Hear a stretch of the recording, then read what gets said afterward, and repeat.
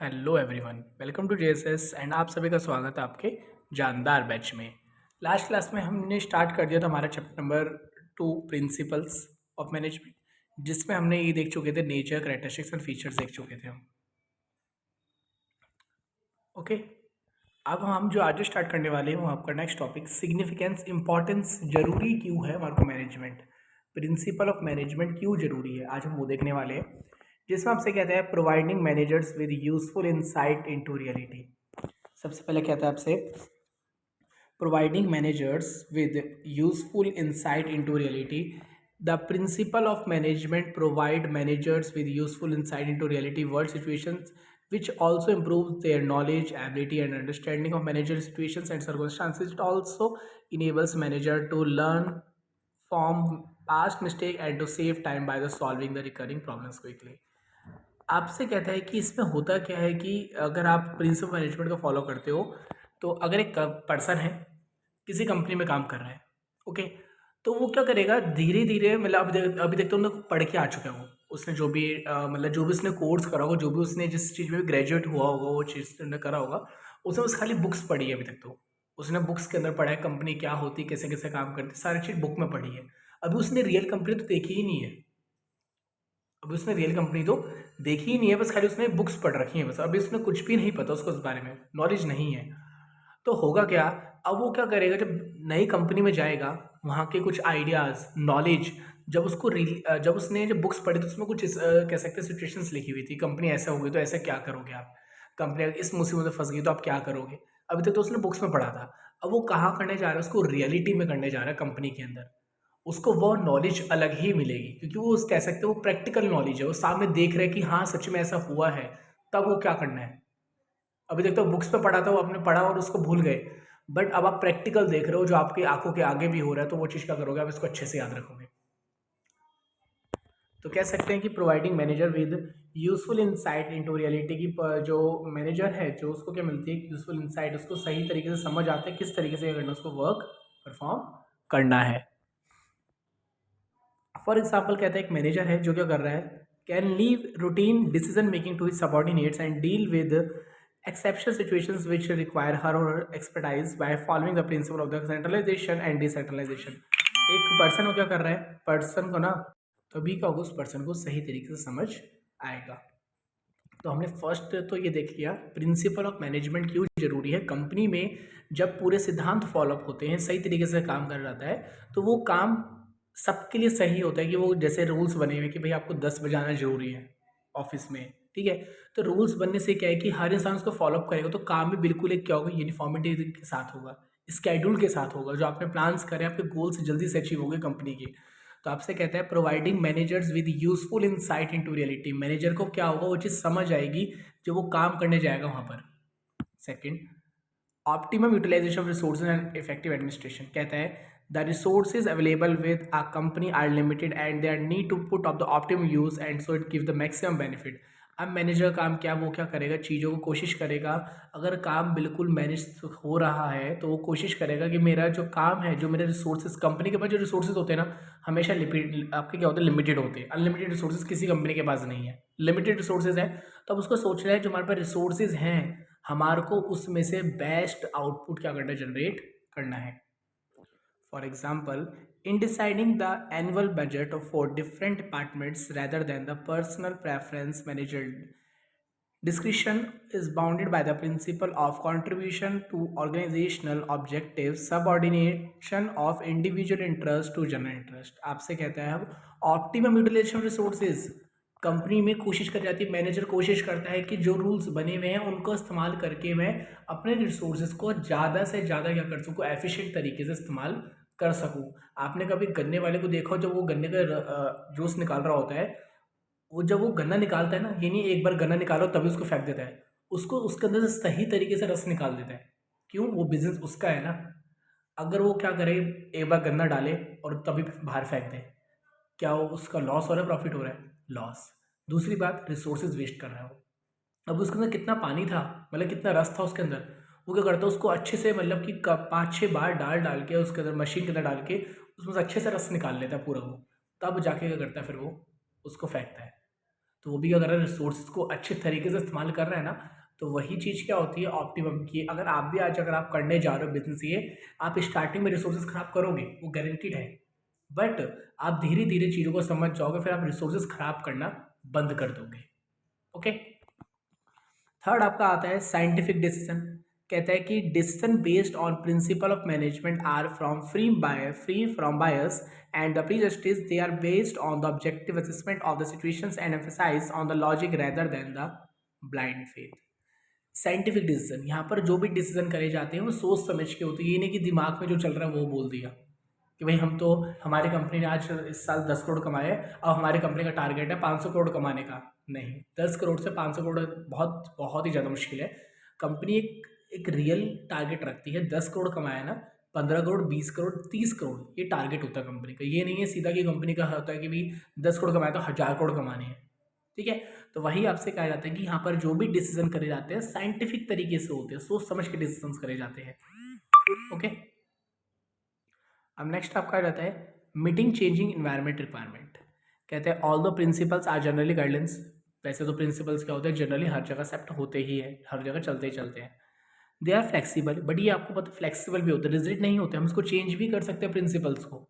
जैसे आपको पता है जब कोरोना आया था उस समय, वैसे आपका स्कूल का टाइम होता है 8 बजे का, बट कोरोना का जब आया था उसमें आपका स्कूल का टाइम थोड़ा आगे कर दिया गया था। जब ठंड आती है तो आपको स्कूल का टाइम थोड़ा चेंज कर दिया जाता है, 9 बजे 10 बजे कर दिया जाता है, ठंड ज़्यादा हो जाती है तो ये फ्लेक्सिबल होते हैं, ये रूल्स है ना, ये जो गाइडलाइंस है स्कूल की वो थोड़ा बहुत फ्लेक्सिबल होती है, उसको हम चेंज भी कर सकते हैं। कहता है and can be modified to meet, और हम इसको चेंज करने से करते हैं अपने इन्वायरमेंट को मीट कर पाते हैं। जैसे कि जब बहुत ज़्यादा ठंड हुई थी ना, इस बार काफ़ी स्कूलों का टाइम चेंज हो गया था।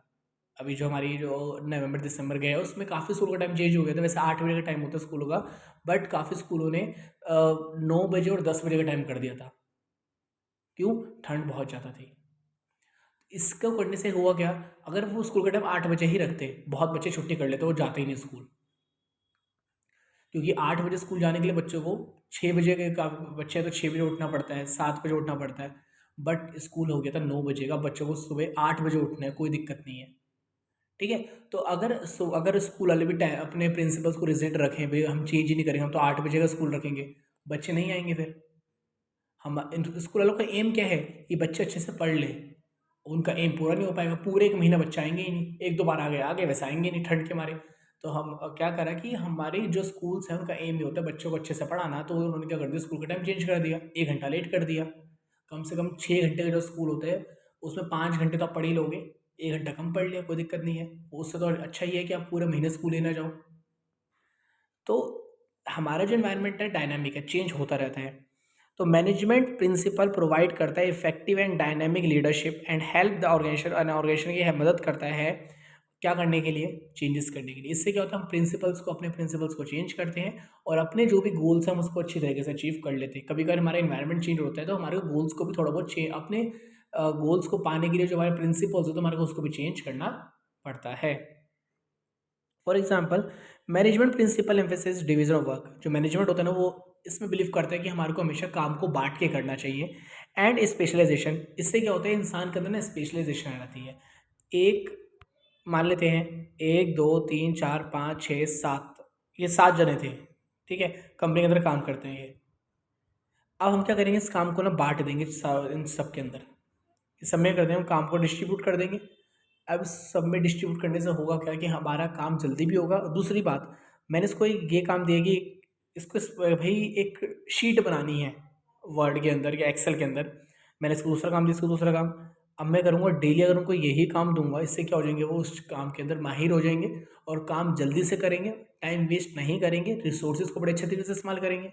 तो वही कहा जाता है कि हम अपने rules and regulations guidelines principle इस तरीके से बनाते हैं कि आने वाले टाइम के अंदर कोई भी प्रॉब्लम्स आए तो ये क्या कर सके। मान लेते वर्ड में कोई नया चेंज आया थोड़ा सा, ये इसको जल्दी से कैप्चर कर लेगा, ये सब नहीं कर पाएंगे क्योंकि ये डेली काम करता है, इसको पता है डेली के बारे में। तो ये क्या करेगा, थोड़ा जल्दी से कैप्चर कर लेगा, बट ये डेली कैप्चर नहीं कर पाएगा आपका। ओके।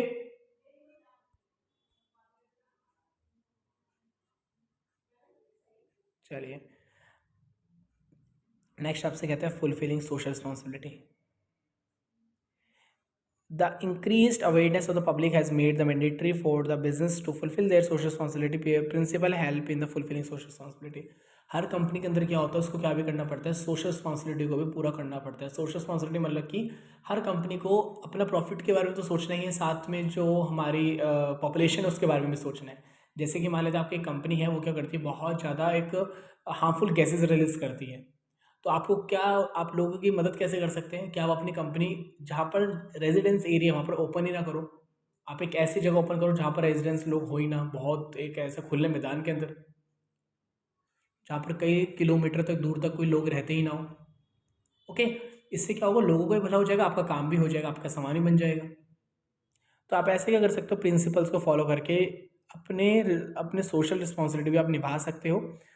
दूसरी सोशल रिस्पॉन्सिबिलिटी क्या होती है, जो आपके आसपास की शॉप्स होती हैं उनकी रिस्पॉन्सिबिलिटी है कि किसी भी कस्टमर को एमआरपी से ऊपर सामान नहीं बेचना. मैक्सिमम रिटेल प्राइस, इससे ऊपर सामान नहीं बेच सकते आप. ओके. तो ये कह सकते हैं कि ये भी अगर आपके लोगों की हेल्प करता है, सोशल रिस्पॉन्सिबिलिटी ये भी परफॉर्म करता है. Management training education and research. कहते हैं the principle helps to increase knowledge are be used as a basis for management training education research. Due to this reason principles have been all introduced in the graduate course like BCom, BBA, etc. Past postgraduate like the MBA. आपसे कहता है इसके लिए क्या है, बहुत सारे education training centre open हो गए हैं, ट्रेनिंग के यहाँ तक कि कोर्सेज ओपन हो गए हैं. अगर किसी बच्चे को, किसी स्टूडेंट को अगर मैनेजमेंट के बारे में, अगर उसको आगे फील्ड में जाना है, मैनेजमेंट बनना है, मैनेजमेंट मैनेजर बनना है किसी कंपनी का, तो उसके लिए बहुत सारे मतलब कि कोर्सेज आगे. पहले उस बच्चे को बीकॉम करना पड़ेगा या बीबीए करेगा, उसके बाद उसको क्या करना पड़ेगा, एमबीए करना पड़ेगा, मास्टर ऑफ बिजनेस एडमिनिस्ट्रेशन. उसके बाद जाकर उसकी जॉब लग जाएगी और अच्छे लेवल में वो वर्क करेगा. ओके.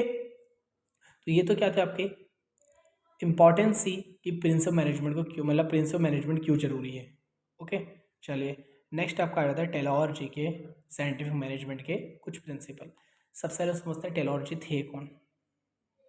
देखिए, Frederick Winslow Taylor was an American mechanical engineer थे जो चाहते थे इम्प्रूव करना industrial efficiency by adopting a scientific method production. वो चाहते थे, उनके एक इंजीनियर थे, वो चाहते थे मैं क्या कर सकूं अपने साइंटिफिक, मतलब कि अपने इंजीनियर की फील्ड के अंदर काम को साइंटिफिक तरीके से इम्प्रूव कर सकूं.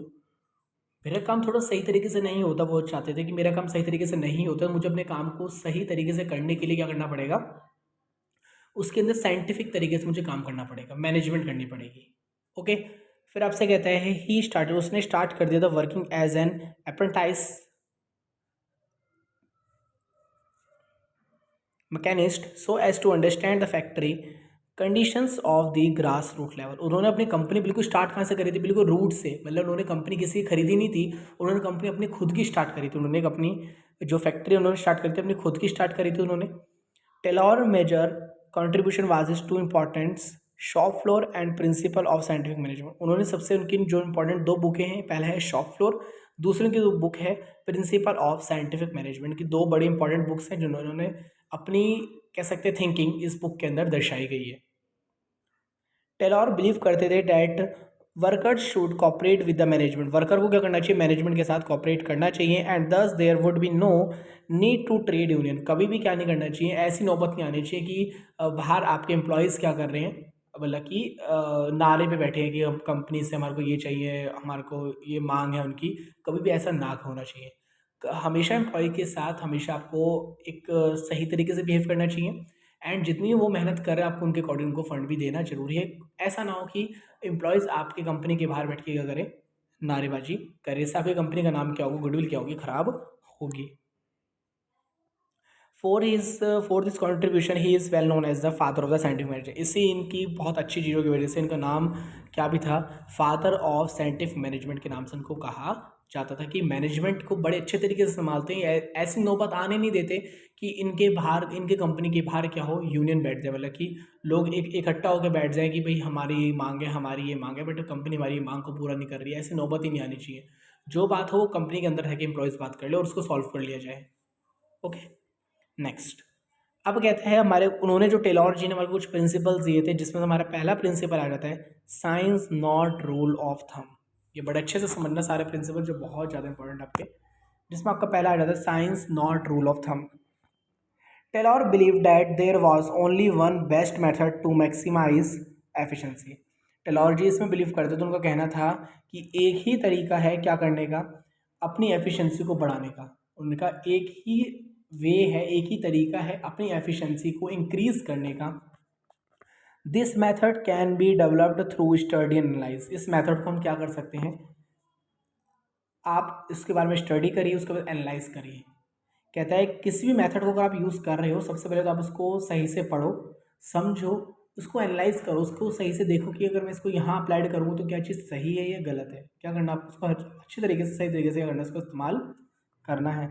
Second, the method so developed should substitute rule of thumb throughout the organization. यहाँ से कहता है आपसे, ये जो मेथड है, ये जो डेवलप करा गया है, इसको क्या करना चाहिए, substitute rule of thumb throughout the organization. एक ऐसा रूल होना चाहिए जो पूरी कंपनी में क्या हो, बिल्कुल मैच कर जाए। रूल ऑफ थंब हर पूरी कंपनी के अंदर क्या होना है, वो रूल रेगुलेट होना जरूरी है। अब जो आपका स्कूल है 8 बजे से लेकर जो स्टार्ट होता है 8 बजे से जो जाना जरूरी है, तो वो आपके लिए नहीं है 12th क्लास के लिए, वो 11th 9th 10th 8th 7th 6th 5th 4th 3rd 2nd 1st सब बच्चों के लिए ये टाइमिंग, सेम टाइमिंग सब बच्चों के लिए। तो आपसे कहता है जो मेथड है ना, ये जो आपका डेवलप करा गया है, should substitute rule of thumb throughout the organization. जो भी कंपनी में रूल बनते हैं वो पूरी कंपनी के अंदर क्या होना चाहिए, फॉलोअप होना जरूरी है। थर्ड इसमें लिखा गया है, scientific method involve investigation of traditional method through work study. Scientific method की मदद से हम क्या कर सकते हैं, अपने जो पिछले जो मेथड थे, हमारे जो पुराने मेथड से हम उसको पहचान सकते हैं। मान लेते हैं आपकी एक कंपनी है और आप क्या करते हो, पहले एक आपका मेथड था, उसका नाम था ए, आप पहले वो फॉलो करते थे, बट आपको आफ्टर दी 2 years बाद पता चला ये मेथड सही नहीं है, थोड़ी सी कमी है, फिर आपने एक मेथड निकाला बी, आप उसको फॉलो कर रहे हो। अब तो अब ये चीज़ निकालोगे अब कि मेथड ए और बी में क्या डिफरेंस है, क्या कमी थी मेथड ए में जो मैंने चेंज करा, उस कमी को क्या करना था, मुझे पूरा करना था। और ऐसी क्या ए में अच्छाई थी जो मुझे बी के अंदर डालनी चाहिए, बी मेथड के अंदर जो मैं परफॉर्म कर रहा हूँ, मुझे उसके अंदर क्या ऐसी ए में अच्छाई थी जो मुझे बी के अंदर डाल देनी चाहिए।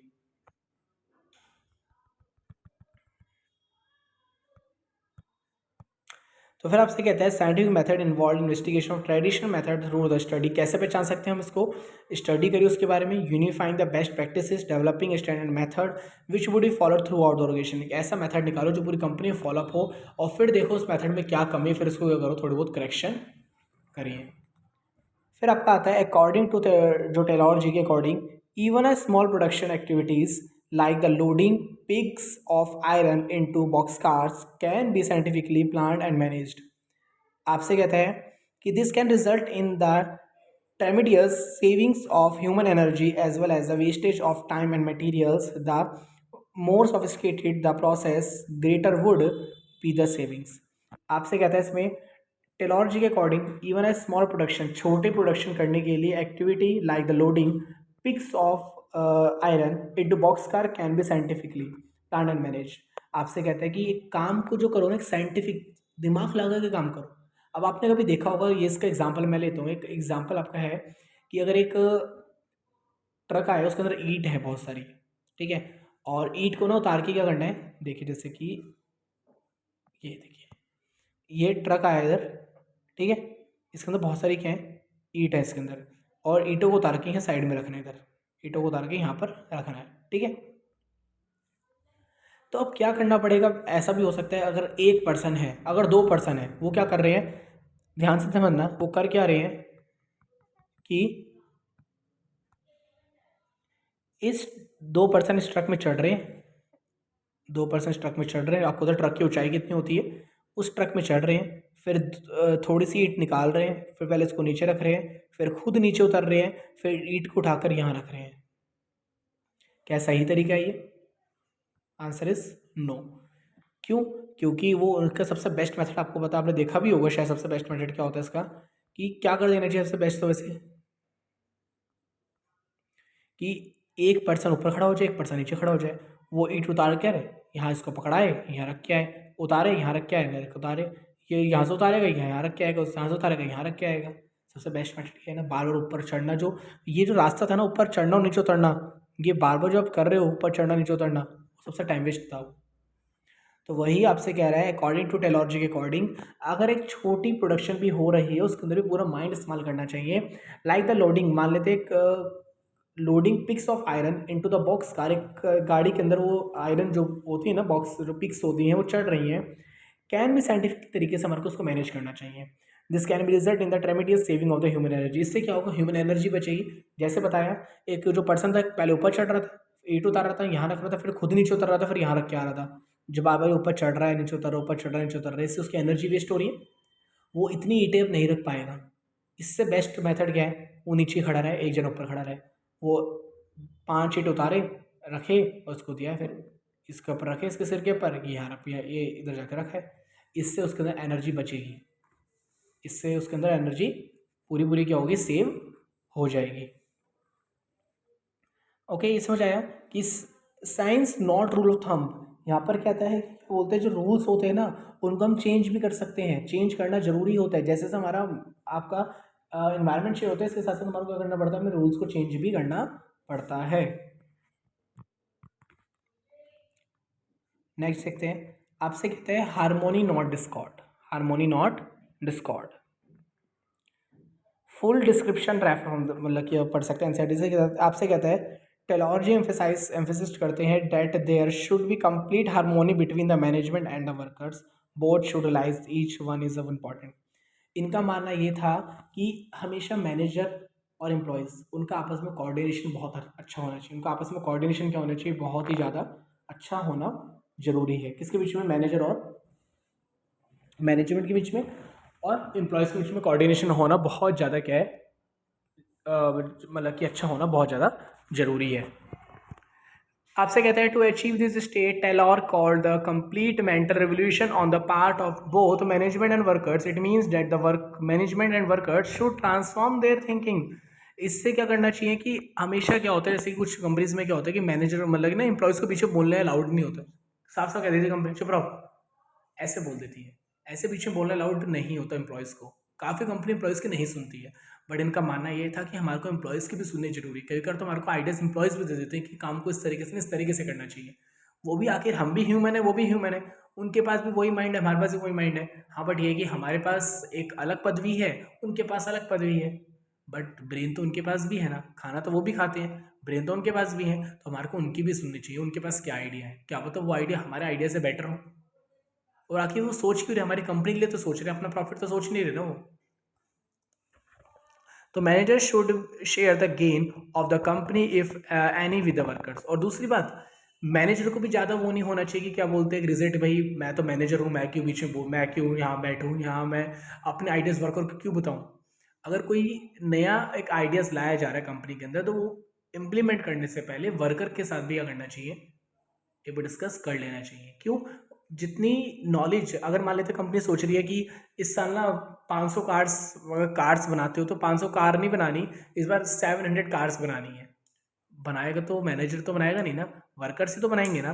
तो क्या करना पड़ेगा, वर्कर से हमारे को पूछना पड़ेगा, वर्कर को बुलाना पड़ेगा कि बताओ काम कैसे करेंगे, अगर हम चाहते हैं 500 से 700 कार बन जाए। जितना अच्छे से वर्कर बता सकते हैं ना इस बारे में, इतना अच्छे से आप नहीं सोच सकते, क्योंकि वो डेली कार्स बनाते हैं, वो प्रैक्टिकल डेली काम कर रहे हैं, उनके पास ज़्यादा नॉलेज होगी आपके according. At the same time उसी समय पर worker should work hard, worker को हमेशा मेहनत ज़्यादा मतलब करते हैं, and be willing to embrace change for the good of the company. वो इतनी मेहनत करते हैं किसके लिए, आपकी कंपनी जो बड़ी रिलायंस जो इतनी बड़ी कंपनी बन गई है, वो मानते हैं कि इनकी जो मालिक हैं इनकी वजह से बनी है, बट इसमें दूसरा कौन भी है, दूसरी मतलब कि हेल्प किसकी भी है, इसमें कह सकते हैं दूसरी हेल्प किसकी भी ली है उन्होंने, एम्प्लॉयमेंट की। अगर एम्प्लॉयज़ काम कर रहे हैं इतनी मेहनत से, किसके लिए कर रहे हैं, वर्कर के लिए, मतलब कंपनी को बड़ा करने के लिए तो कर रहे हैं ना। इससे क्या होगी, कंपनी ग्रो करेगी, और प्रॉफिट किसका हो रहा है, कंपनी का ही तो हो रहा है ना। आज कंपनी इतनी बड़ी हो चुकी है, रिलायंस की नाम तो रिलायंस कंपनी का बना है ना, ये तो नहीं बना ना कि इस एम्प्लॉय ने काम करा था इस कंपनी में, उसकी तो कोई वैल्यू है नहीं। वैल्यू किसकी होती है, खाली बस कंपनी की। और वो इतनी हार्ड वर्क कर रहे हैं, किसके लिए कर रहे हैं, आपकी कंपनी के लिए तो कर रहे हैं ना। वो मानते हैं वो उसके लिए पैसे सैलरी ले रहे हैं, बट मेहनत तो आपकी कंपनी के लिए भी कर रहे हैं ना, उसका प्रॉफिट तो आपका भी हो रहा है ना। तो कभी भी मैनेजर को हमेशा कोऑर्डिनेशन के साथ काम करना चाहिए, मिलजुल के काम करना चाहिए, अपने आइडियाज़ को वर्कर के साथ भी शेयर करना चाहिए, और उनकी बातें भी सुननी जरूरी है वर्कर्स की, क्या वो कह रहे हैं, क्या पता उनके आइडियाज़ अच्छे हो, मत यूज़ करो उनके आइडियाज़। अगर बेकार है तो एक बार सुन तो लीजिए कि आइडियाज़ है क्या। अगर आइडियाज़ अच्छा लगता है तो हम उसके ऊपर क्या कर सकते हैं, वर्क प्रॉपर्ली कर सकते हैं। तो वही कहते हैं हार्मोनी नॉट डिस्कॉर्ड। हार्मोनी होनी बहुत ज़रूरी है। हार्मोनी मतलब कि कोऑर्डिनेशन होना बहुत ज़रूरी है। डिस्कॉर्ड मतलब कि टूटना, वो चीज़ गलत है कि आप अलग अलग काम करो, वो चीज़ गलत है। हमेशा हार्मोनी होनी बहुत ज़रूरी है। क्या ज़रूरी है? हार्मोनी होनी मतलब मिलके काम करना बहुत ज़रूरी है। Prosperity for the employee cannot exist for the long time unless it's accompanied by the prosperity for the employee and the vice versa। कहता है prosperity of the employees cannot exist for a longer time। कभी भी employees एक लंबे समय तक उस company में काम नहीं कर सकता। दूसरी बात, वो जो काम कर रहा है वो आपके लिए काम कर रहा है, आपकी कंपनी को बड़ा कर रहा है। इनफैक्ट जो है, जो ऐसा मान लेते हैं कि ए पर्सन है, उसने कंपनी रिलायंस कंपनी में काम कर रहा था, बहुत मेहनत से काम करता था और उस कंपनी को बहुत अच्छा प्रॉफिट हो रहा था। कंपनी ने क्या हुआ, कुछ भी हुआ तो कंपनी ने उस एम्प्लॉय ए को निकाल दिया। क्या अब जो ये न्यूज़ में आएगा कि कंपनी ने उसको ए को निकाल दिया? नहीं आएगा ना। क्यों? क्योंकि वो तो कंपनी के लिए काम, इतनी मेहनत करी उसने, पर उसको कह सकते हैं कि इसका उसको इंसेंटिव कुछ भी नहीं मिलेगा। फिर सारा इंसेंटिव मिलता है किसको है? सारा नाम बनता है किसका है? कंपनी का बनता है। एम्प्लॉयज़ को कुछ भी नहीं मिलता। फॉर एग्जाम्पल, एक जापानीज वर्क कल्चर है, एक क्लासिक एग्जाम्पल है situation in the Japanese companies paternalistic style of the management in practice. There is a complete openness between the management and the workers. If at all the workers go to strike, they wear a black badge, but more than normal working hours to gain the sympathy for the management। एक क्या होता है, एक working hours मतलब कि ना, एक Japanese company थी, उसने करा था, लोगों के वर्किंग आवर्स बढ़ा दिए थे। वर्किंग आवर्स मतलब कि जो कंपनी 8 घंटे काम कर, जो वर्कर 8 घंटे काम करते हैं उनको 10 घंटे काम करना पड़ेगा। तो बहुत सारे वर्कर कहाँ चले गए थे? ट्रेड यूनियन पे चले गए थे। उन्होंने क्या करते, धरना स्टार्ट कर दिया था। उन्होंने कहा था हम काम नहीं करेंगे। ऐसा करने से कुछ नहीं होगा। कंपनी को क्या करना चाहिए था, अपनी जो कंपनी की बात, इससे कंपनी की बात बेइज्जती भी बहुत ज़्यादा हो रही है, इसलिए क्या करना चाहिए था, कंपनी को बात अपनी कंपनी के अंदर ही कर लेनी चाहिए थी और उनसे उनके साथ बैठकर डिस्कॉर्ड मतलब हारमोनी कर लेनी चाहिए थी। कंपनी 8 घंटा कह रही है ना बैठने के लिए, वैसे पहले बैठते थे 6 घंटा, अब कंपनी कह रही है बैठो 8 घंटे। तो क्या कर सकती है कंपनी बैठ के? उनके साथ डिसीजन कर सकती है, पोलाइट तरीके से बात कर सकती है, एंड जिस तरीके से बात करनी है कंपनी को समझा सकती है, ऐसे कर लेते हैं, चलो 8 घंटे नहीं 7 घंटे तो काम कर लें हम, कम से कम 7 आवर्स तो कम से कम काम कर ही लें। ठीक है, तो ऐसे क्या हो सकता है, कोऑर्डिनेशन होना पॉसिबल है। Okay,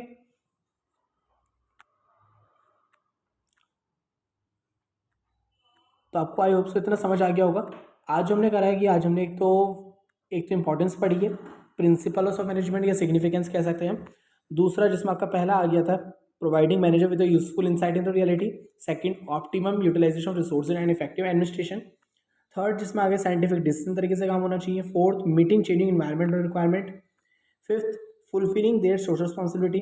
sixth, management training education and research पूरा आपके प्रॉपर होना चाहिए। टेलर जी ने कुछ अपने प्रिंसिपल्स निकाले, जिसमें उन्होंने पहले बताया science not rule of thumb. Science के अंदर कभी भी एक मैनेजमेंट नहीं चल सकता, जिंदगी भर उसको मैनेजमेंट को चेंज करना पड़ता है।